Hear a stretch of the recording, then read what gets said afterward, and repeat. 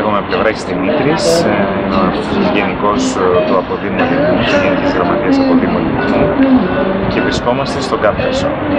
Εκεί που στα ίδια μέρη, πολύ παλιά, υπήρχε ο μύθος του Προμηθέα.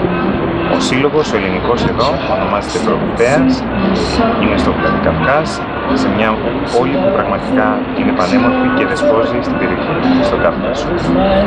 Ήρθαμε εδώ, συναντήσαμε την ελληνική ομογένεια, την πολύ δυναμική ελληνική ομογένεια, για να τους πούμε μια ακόμα φορά ότι η ελληνική πολιτεία είναι δίπλα τους και ότι οι δεσμοί μεταξύ της μητέρας πατρίδας και της ομογένειας στον Κάφκασο παραμένουν αδιάλειτοι. Είμαι η Εύα Παπαδάκου.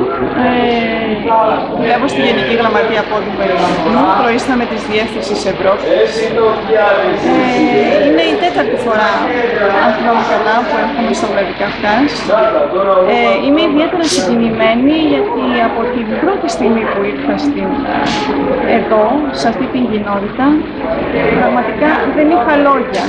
Στη μέση του Καυκάσου βρήκαμε μια ακμάζουσα ελληνική κοινότητα, η οποία χωρίς τη βοήθεια της Ελλάδας είχε τα πάντα. Και είχε πραγματικά αυτή την ψυχή της Ελλάδας.